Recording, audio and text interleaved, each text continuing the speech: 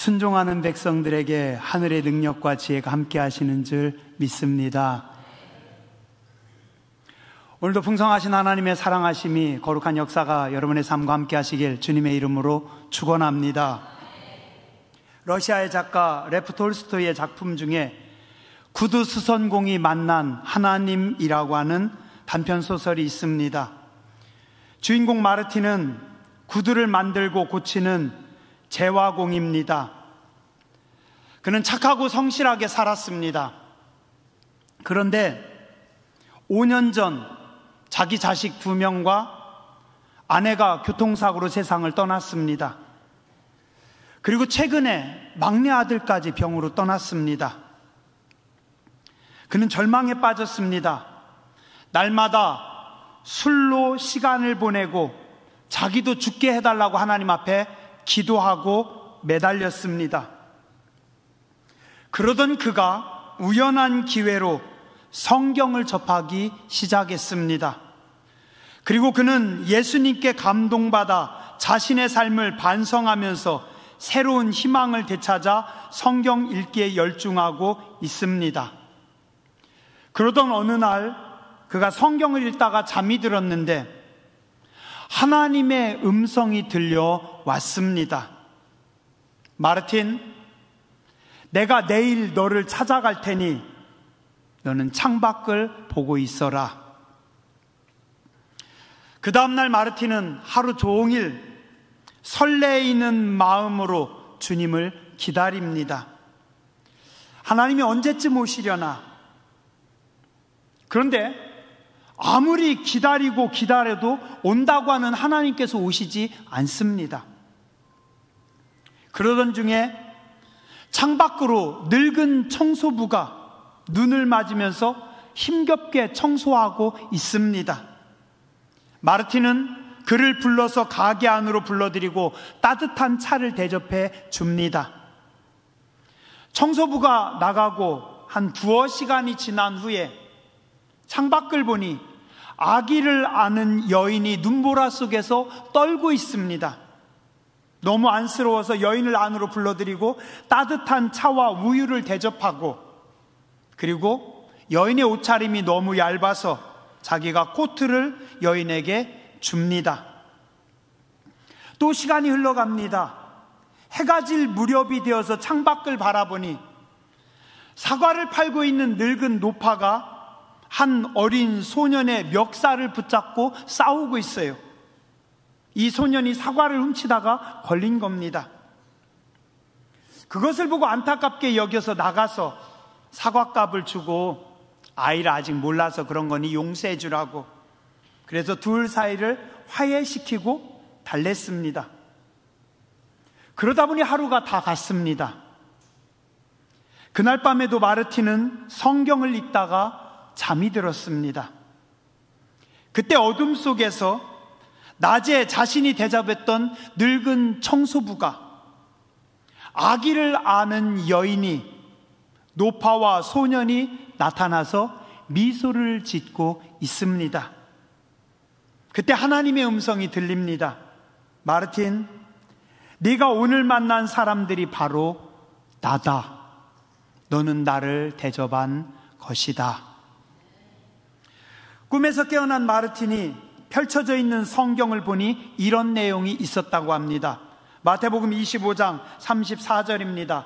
그때 임금이 그 오른편에 있는 자들에게 이르시되, 내 아버지께 복받은 자들이여, 나와 창세로부터 너희를 위하여 예비된 나라를 상속받으라.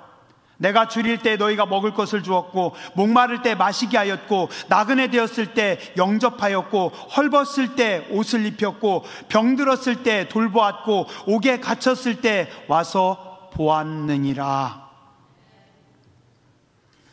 그는 예수님께서 실제로 그가 도운 사람들의 모습으로 하루 종일 그를 방문하셨다는 것을 뒤늦게 깨닫게 됩니다. 하나님을 만난 적이 없으시다고요? 혹시 만났는데 모르고 눈치 못 채고 지나가신 건 아닙니까? 몇 년 전이었어요.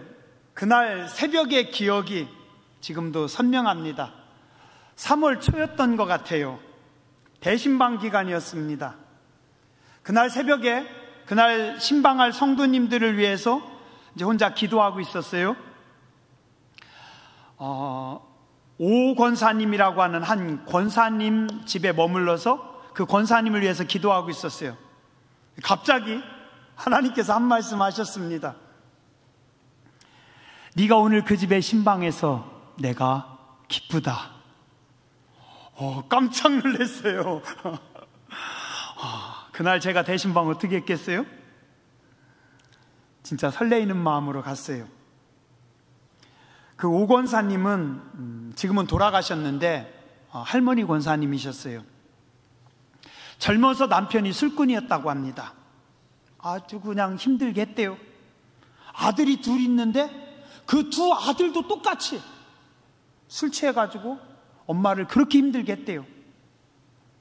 근데 그 아들들도 다 세상을 떠났대요. 며느리 하나는 떠나가고 며느리 하나만 지금 대구에서 손녀딸 2명 데리고 산다라고 들었어요. 1년에 한 번, 2번 명절에만 이 권사님 댁에 그 며느리하고 손녀딸이 옵니다. 집이 없으셔서 당진시에서 만들어준 컨테이너 박스에서 살고 계셨던 권사님입니다. 그 뒤 몇 년 전에 돌아가셨어요. 정말 가진 것 하나도 없는 참 불쌍한 권사님이셨어요. 그날 하나님께서 저한테 네가 오늘 그 집 신방에서 내가 너무 기쁘다. 그 다음부터는 신방을 게을리 할 수가 없습니다. 눈이 오던 어느 겨울날이었어요. 몸이 좀 찌푸둥해서 시내 사우나 가려고 시동을 걸고 출발했습니다. 근데 당진으로 나가는데 갑자기 교회에서 제일 멀리 사시는 신권사님이라고 권사님이 생각이 나는 거예요. 계속 생각나는 겁니다. 눈 많이 왔는데 날이 추운데 혹시 수도 얼었으면 어떡하지? 권사님 혼자 계신데 감기 걸리셨으면 어떡하지? 그래가지고 도저히 못 가겠어요. 차를 돌려서 그 권사님 댁에 갔어요.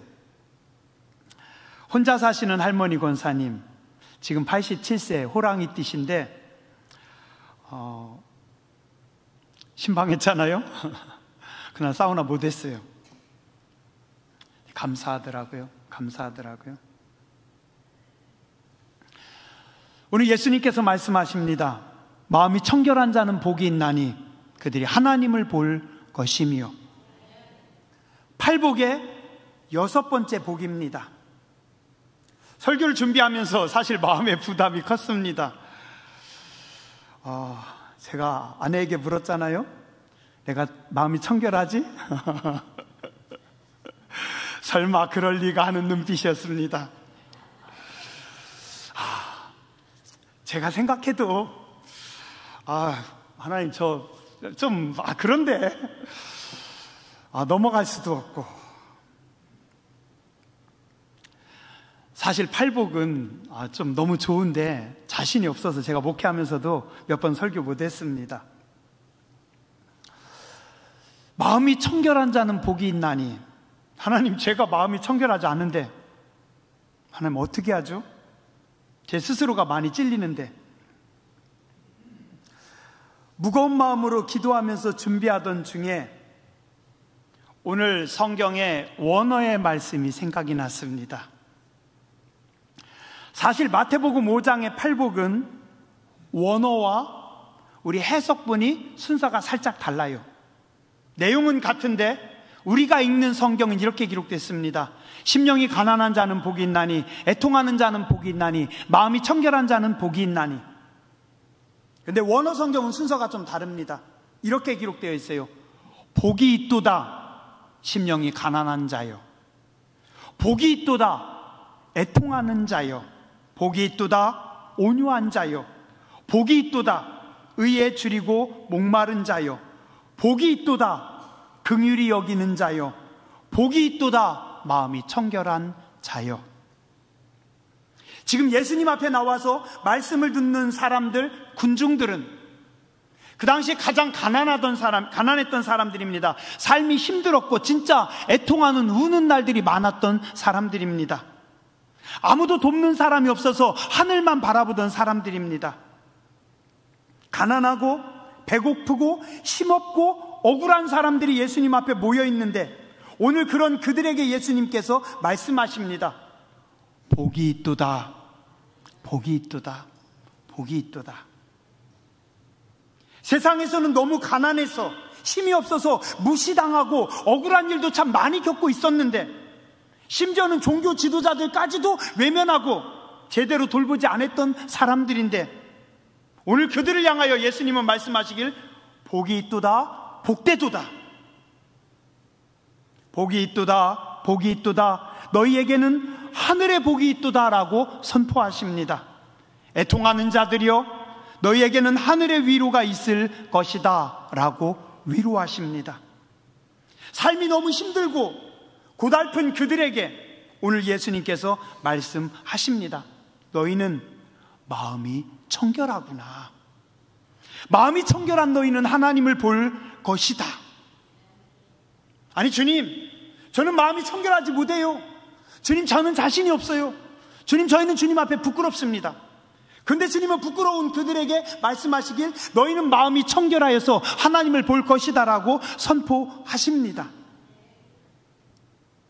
겉으로만 거룩하고 외모만 아름답게 치장하고 있었지만 종교 지도자들은, 바리새인들은 그들은 하나님을 볼 수 없을 것이다. 그러나 너희는 마음이 청결하게 하나님을 볼 것이다 라고 주님께서 선포하십니다. 마음이 청결하다는 것이 무엇일까요? 마음의 청결함은 나의 의로움이 아니라 주님의 의로움입니다. 내가 청결해서, 내가 잘해서, 나의 노력으로, 나의 수고로 우리가 하나님의 은혜를 입는 것이 아니라 하나님께서 우리를 청결하다고, 거룩하다라고 말씀해 주시는 겁니다. 누가복음 18장 10절에서 14절에 보니 두 사람이 성전에 나와서 기도합니다. 한 사람은 바리새인이고 한 사람은 세리입니다. 바리새인은 서서 따로 기도하여 이르되 하나님이여, 나는 다른 사람들 곧 토색 불의 간음하는 자들과 같지 아니하고 저 세리와도 같지 아니함을 감사합니다. 하나님, 저는 일주일에 2번씩이나 금식하고 있고 소득의 11조도 꼬박꼬박 잘 드리고 있습니다. 그는 어땠어요? 스스로는 마음이 청결하다고 생각하고 있었지만 그의 마음속에는 주님이 있는 것이 아니라 자기가 있습니다. 나로, 나의 의로 가득 차 있는 그를 주님은 기뻐하지 않습니다. 근데 세리는 멀리 서서 감히 눈을 들어 하늘을 쳐다보지도 못하고 다만 가슴을 치며 이르되 하나님이여, 불쌍히 여기소서. 나는 죄인이로소리다 하였느니라. 내가 너희에게 이르노니 이에 저 바리새인이 아니고 이 사람이 의롭다 하심을 받고 그의 집으로 내려갔느니라. 무릇 자기를 높이는 자는 낮아지고 자기를 낮추는 자는 높아지리라 하시니라. 예수님 당시 종교 지도자들, 바리새인들은 토색하지도 않았고 불의하지도 않았고 간음을 저지르지도 않았습니다. 그들은 신앙생활을 아주 모범적으로 잘했습니다. 그러나 문제는 자신들의 의로, 인간의 수고와 인간의 노력으로, 인간의 애씀으로 꽉 차 있습니다. 그리고 그들은 의롭다라고 착각했습니다. 주님은 그들의 마음이 청결하다라고 보지 않으십니다. 인간의 노력, 인간의 수고, 애씀으로 청결한 것이 아니라 내가 비워지고 주님이 가득 찰 때, 주님이 계실 때 그가 청결한 심령인 줄 믿습니다. 당시 세리 죄인들은 11조도 제대로 할 수 없었고 안식일에도 먹고 살기 위해서 일하기 바빴고 하루 벌어 하루 먹고 살면서 근근히 목에 풀칠하기 바빴고, 그래서 그들은 하나님 앞에 나올 때 너무 죄스럽고 너무 속상하고 너무 안타까운 마음으로 엎드렸는데 무거운 마음을 안고 나온 그들에게 주님 말씀하십니다. 너희는 마음이 청결하기 때문에 하나님을 볼 것이다. 사람들이 볼 때는 죄인이었지만 중심을 보시는 하나님은 그들이 청결하다고 칭찬하셨습니다. 오늘 여러분들도 칭찬받는 복된 성도님들 되시길 주의 이름으로 축원합니다. 사람들은 겉으로 드러나는 외적인 외모, 조건들을 중요시 여깁니다. 그러나 하나님은 인간의 외모보다 중심을 보시는 하나님이십니다. 하나님은 겉으로 보여지는 조건보다 그의 내면의 깨끗함을 원하십니다. 사무엘상 16장에 보면 이스라엘의 최고 제사장인 사무엘이 이새의 집을 찾아옵니다. 이새 아들들 다 불러옵니다. 들판에서 양을 지킬 사람 딱 한 명만 남겨놓고 7명의 형님들이 다 나옵니다. 어떻게 했을까요? 그날 목욕해야죠. 목욕하고 가장 좋은 옷을 입고 깨끗한 모습으로 7명의 건장하고 멋진 청년들이 사무엘 앞에 섰습니다. 그 모습을 보고 사무엘도 흡족해합니다. 그들이 오매 사무엘이 엘리압을 보고 마음에 이르기를 여호와의 기름 부으실 자가 과연 주님 앞에 있도다 하였더니, 그때 하나님께서 말씀하십니다. 여호와께서 사무엘에게 이르시되 그의 용모와 키를 보지 말라. 내가 이미 그를 버렸노라. 내가 보는 것은 사람과 같지 아니하니 사람은 외모를 보거니와 나 여호와는 중심을 보느니라 하시니라. 그때 들판에서 양을 치던 막둥이 다윗은 어땠습니까? 목욕은커녕 그날 세수도 못했을 겁니다. 다 떨어지고 냄새나는 누더기 옷을 걸치고 있었을 겁니다. 어쩌면 흙 묻은 더러운 장화를 신고 있었는지도 모릅니다. 그러나 그를 데려왔을 때 이에 사람을 보내어 그를 데려오매 그의 빛이 붉고 눈이 빼어나고 얼굴이 아름답더라. 여호와께서 이르시되 이가 그니 일어나 기름을 부으라 하시는지라. 옷은 꼬질꼬질하고 냄새났지만 그 얼굴이 하나님 보시기에 가장 아름다웠습니다. 왜요? 다윗은 내면의 아름다움이, 내면의 깨끗함이 있었고 그것이 그의 눈빛으로, 그의 얼굴빛으로 드러났기 때문입니다. 오늘 우리는 하나님 앞에서 외모가 아닌 내면의 아름다움과 중심이 청결한 성도들이 되어야 될 줄 믿습니다. 또한 하나님은 항상 낮은 곳으로 먼저 찾아오시는 하나님이십니다. 예수님께서 이 땅에 오실 때 예수님은 찬란하고 풍요로운 수도 예루살렘으로 가지 않으셨습니다. 예루살렘의 하늘은 열리지 않았습니다. 헤롯 왕궁 위에도 하늘이 열리지 않았습니다. 솔로몬 성전 위에도 하늘이 열리지 않았습니다. 종교 지도자들은 온갖 거룩한 척하고 그들이 서 있었지만 그들 위에 하늘문 열리지 않았습니다. 어디에서 열려요? 예수님의 탄생의 기쁜 소식은 예루살렘이 아닌 저 먼 동방의 땅 이방에서부터 밤에 밖에서 양을 치고 있는 목자들 위에 하늘이 쫙 열립니다. 천군과 천사들이 전부 다 예루살렘 성전으로 가지 않고 왕궁으로 가지 않고 예루살렘으로 가지 않고 들판에서 목동들과 함께하고 있는 그곳에 천군 천사가 다 함께 모이며 하늘이 활짝 열립니다. 하늘의 영광과 땅의 기쁨은 이방인들과 소외된 사람들에게 선포됩니다. 사람들은 높은 곳에 올라가야 행복하다라고 착각합니다. 위로 올라가고 위로 올라가야 하나님을 만날 수 있고 하나님과 가깝게 지낸다고 착각합니다.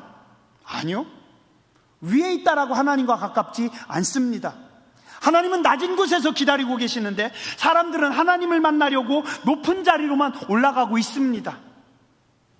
그러니 올라가면 올라갈수록 하나님으로부터는 멀어지고 교만하고 거짓되고 사악해집니다. 이 땅에 오신 하나님은 예루살렘 궁전 성전으로 오시지 않고 베들레헴의 마굿간으로 오셨습니다. 높은 마음, 교만한 마음은 깨끗해질 수가 없습니다. 낮은 마음, 겸손한 마음이 곧 청결한 마음입니다. 마지막으로 마음이 청결한 자는 하나님께 집중된 마음을 가진 사람들입니다. 청결하다는 단어의 원어는 카타로스라고 합니다. 이 말뜻은 깨끗하다, 청결하다, 정결하다. 여기서 나온 단어가 카타르시스라고 합니다. 카타르시스 들어보셨죠? 정화되다, 깨끗하게 정리되다. 감정과 생각이 정리되는 겁니다. 너무 힘들었는데, 너무 마음이 무거웠는데, 너무 복잡했는데 누군가를 만나서 속을 다 털어냈어요. 함께 실컷 울고 나니 이제 속이 시원해졌어요. 그게 카타르시스입니다. 몇 가지 예를 든다면, 가을에 우리 추수할 때 예전엔 바심한다고 했죠. 다 끝나고 나서 어떻게 해요? 마당에다 선풍기를 놓습니다. 그리고 선풍기를 돌립니다. 그러면서 이렇게 쭉 곡식을 내리면 어떻게 해요? 쭉정이는 싹 날아가고 알곡들만 모입니다. 그죠? 예. 쭉정이 더러운 거 탑식이 다 내보내고 알곡만 딱 남은 마음, 그게 청결함입니다. 우리는 금을 이야기할 때 산에서 금광에서 금을 캔다라고 하면은 금덩어리를 캐내는 걸로 알아요. 그런데 아닙니다. 금광에서 금을 캐면 금덩어리가 아니라 금이 조금 섞여 있는 돌덩어리입니다. 금광석이라고 하죠. 그냥 돌인데 돌 속에 금이 조금씩 들어있어요. 그럼 그걸 캐다가 어떻게 해요? 그걸 부숴가지고 그걸 뜨거운 불 속으로 집어 넣습니다. 그러면 뜨거운 불을 통과하면서 불순물들, 안 좋은 찌꺼기들 다 날아가고 뭐만? 순금만 거기서 녹아 나오고 그 순금만 모아서 99.9%의 금을 만듭니다. 바로 그 만들어진 순금 같은 것, 그게 카타로스, 그게 정결한 마음입니다. 욥기 23장 10절에 고백합니다. 내가 가는 길을 주께서 아시나니 그가 나를 단련하신 후에는 내가 순금같이 되어서 나오리라.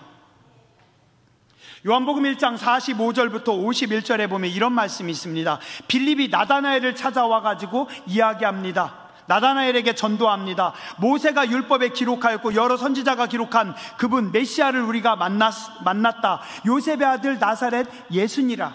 나다나엘이 이르되 나사렛에서 무슨 선한 것이 날 수 있느냐. 그때 빌립이 말하되 와서 보라 하니라.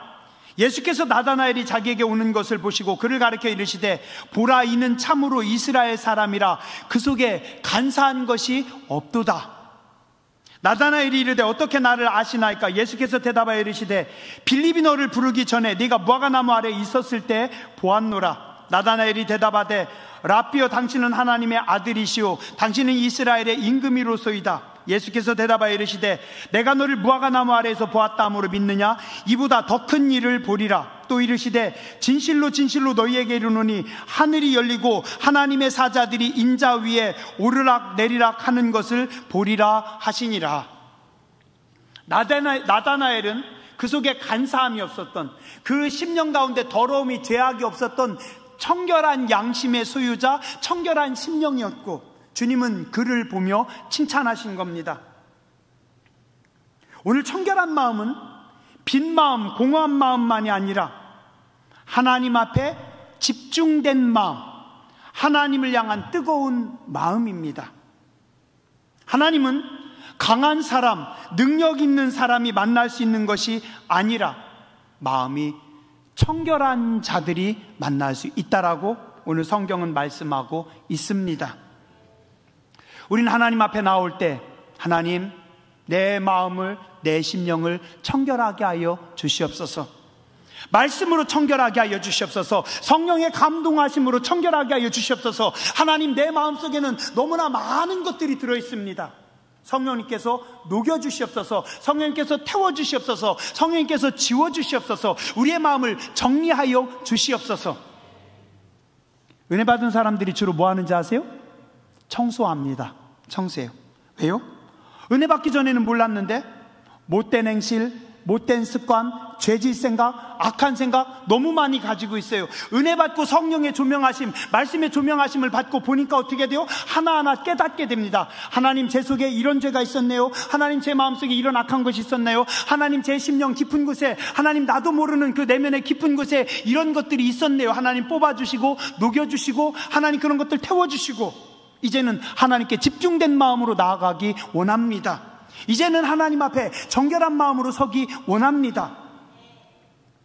우리가 정리된 마음, 우리가 집중된 마음을 가지고 하나님을 바라볼 때 오늘 성경은 하나님을 만날 수 있다라고 말씀하고 있습니다.